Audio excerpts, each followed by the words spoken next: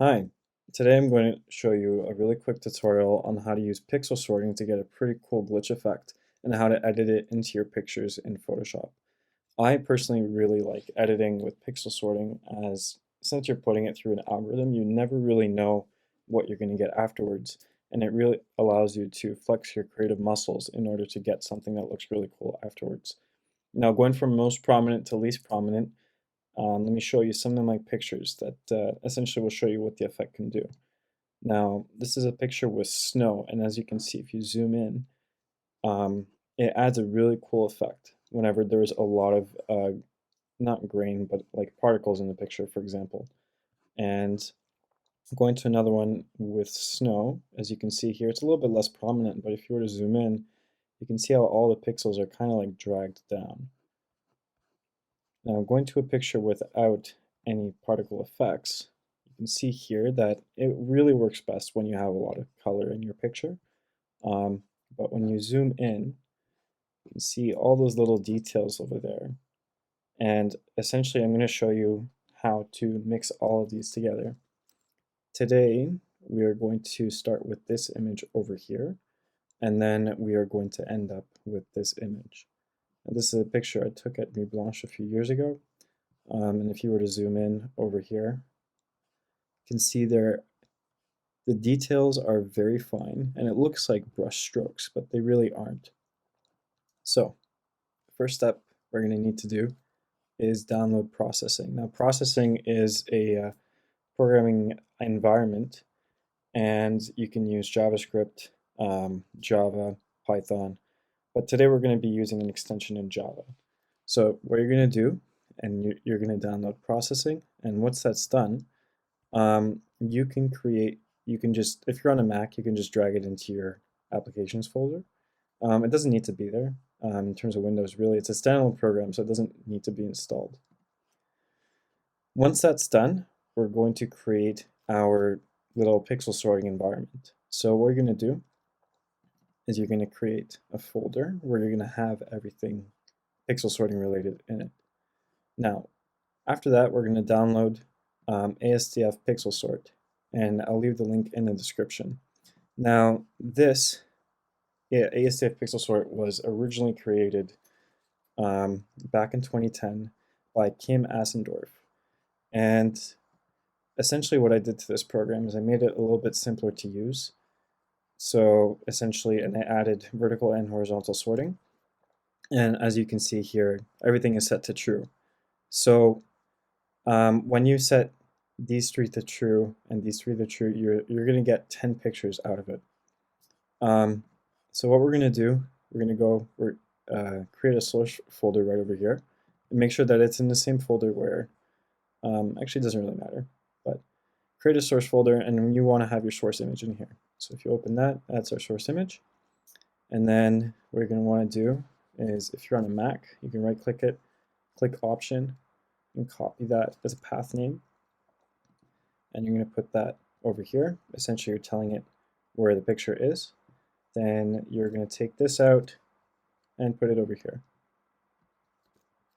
So after we're done, you can save this, and essentially you don't have to change this path anymore. You can just pop in the name of the picture.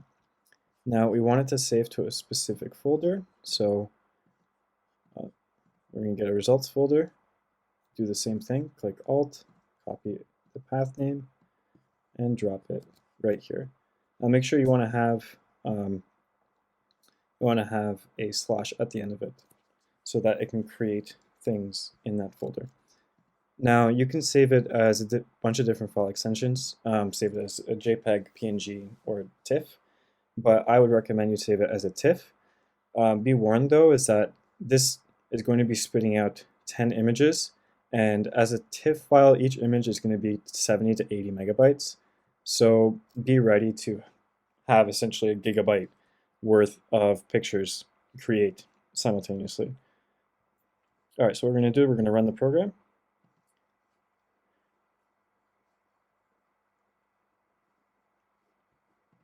As you can see, it's going through the pictures, and if we go to results, and go to the file under the same name as the source picture, you can see they are being created.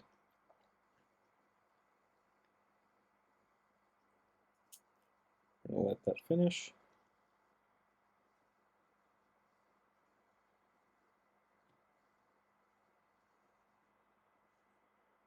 And that's done. So we get 9 files, and let's see what they look like. All right, that's pretty cool. So this is a horizontally sorted one. It's a vertically sorted one, vertically and horizontally. So you can see the differences in these is that the zeros is sorted by black pixels. The ones is sorted by brightness. And the twos are sorted by whites. So you can see you get very different effects out of them. And some of them are a lot stronger than others, as you can see here. So what we're going to do is we're going to select all of these and pop them into Photoshop. Again, so I would recommend you have at least 16 gigabytes of RAM to do this, as opening up this many source files is a lot. As you can see, my fans are starting to run. So we opened up those 9 files in Photoshop. Then we're also going to open up our source picture over here. All right, cool.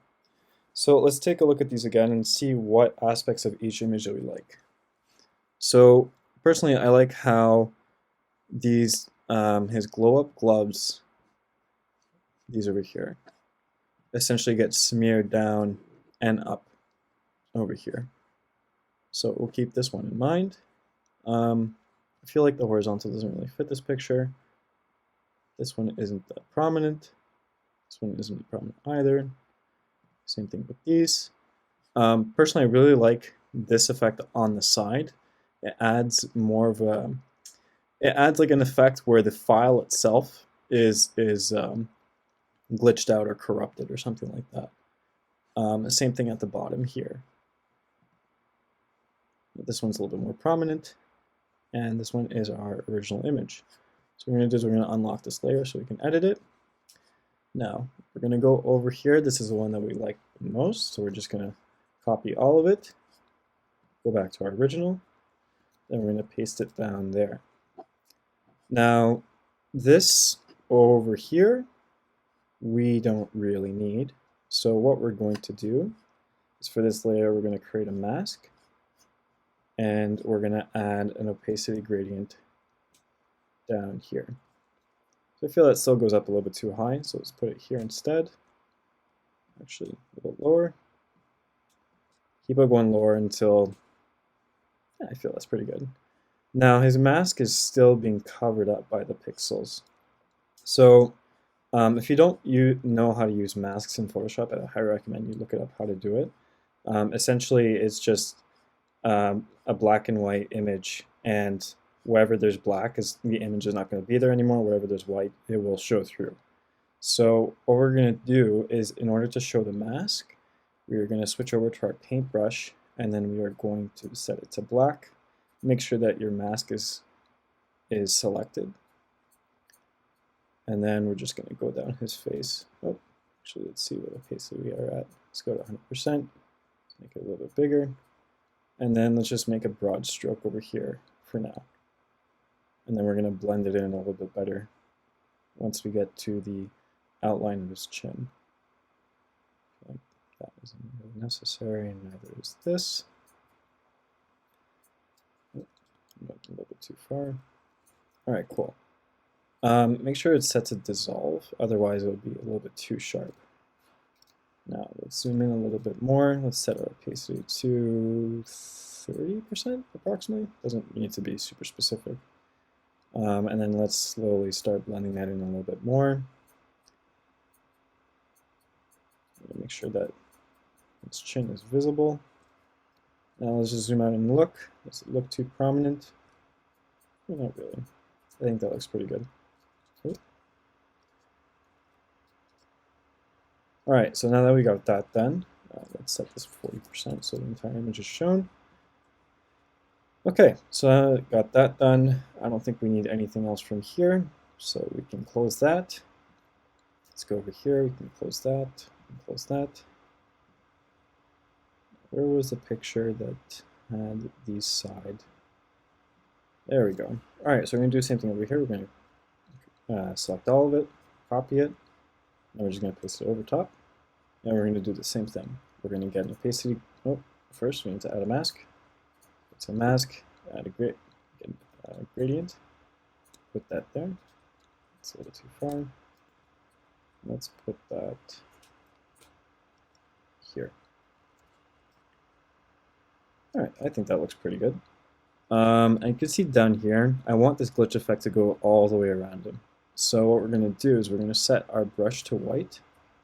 Make sure we're still selected on the mask. And as you can see, the glitch is being edited all the way to the other side of the picture.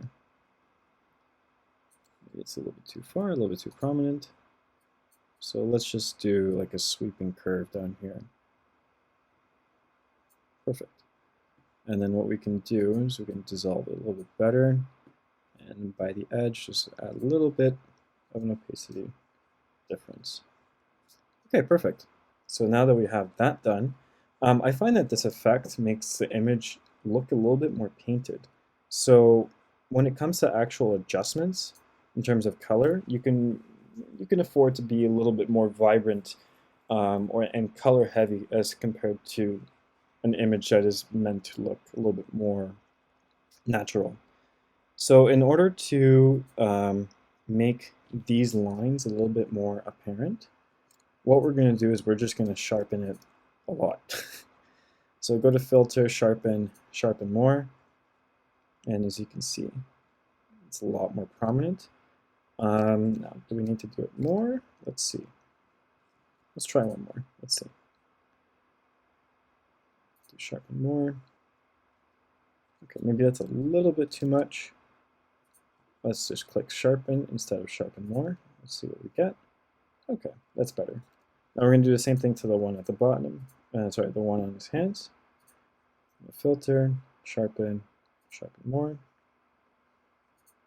Do it one more time. Again, I think it's a little bit too much. So we're going to do the same things we did before. We're going to choose Sharpen instead of Sharpen More. Okay, perfect. Now, in terms of editing style when it comes to colors, this is more of a personal preference, so you can edit it however you would like. Actually, make sure that that's at the top. What I like to do to make it look a little bit more painted, I like to fade the picture out, and then I would bump up the contrast by a lot. So if we undo those, you can see the difference. And now these are a little bit more muted, but we can get them out again later on. So we're going to make the vibrance of the picture a lot more prominent. So you got really deep reds, and now the glitch effect here is very prominent. I'm kind of missing the stuff at the top here, so we're going to edit the mask over here. This time again, we're going to set it to white, and I'm just going to make sure the mask is selected, and there we go.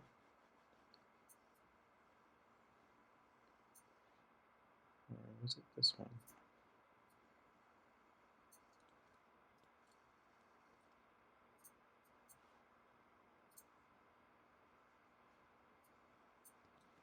Okay, mask is selected. No, it was this one.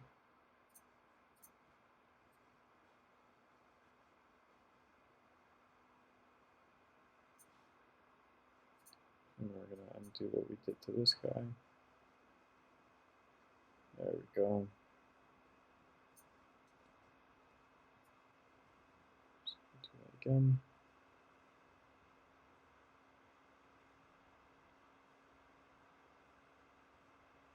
All right, perfect.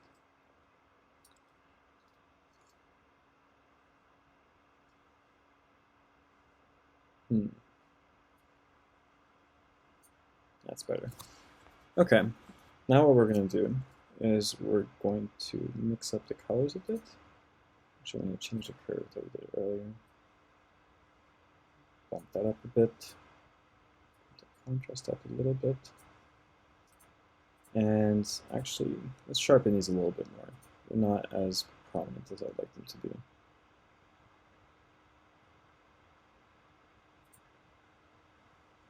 All right, perfect. Let's do something over here. All right.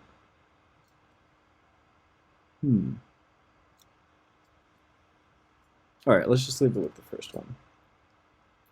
All right, we're gonna pop in, oh, not a channel mixer. Pop in a selective color. Let's get the reds to look a little bit more purple. Actually, a little bit more pink. Why not? We're gonna get the blues. Blues over here look a little bit brighter. Do we have many blues? Looks not. Looks like we don't. Let's go to cyans. Let's make our cyans a lot stronger. Same thing with our greens. Let's look at what I did before. Yeah, it looks pretty almost the same. Actually, I'm gonna undo the magentas just a little bit. I feel like that's a little bit too much. Same thing with the vibrance. I'm gonna turn that down just a tad, just a touch.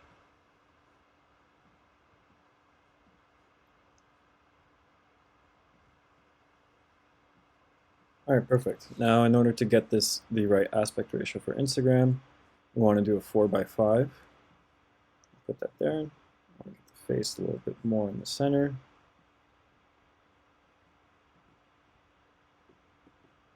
Outline a little bit more of a glitch effect at the bottom. And that's it. Super simple.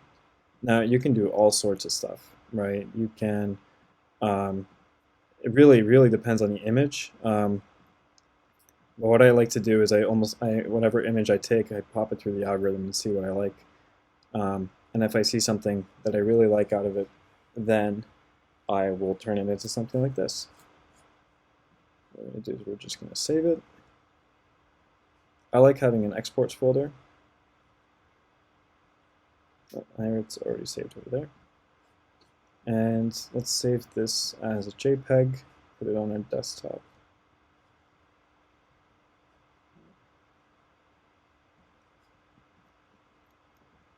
And look, let's take a look at it. One thing I've noticed is that when you save images as JPEGs, there's a little bit more noise that comes out, but I really like that. Okay, well, that was this tutorial on how to use pixel sorting in editing your pictures in Photoshop. Thank you for listening.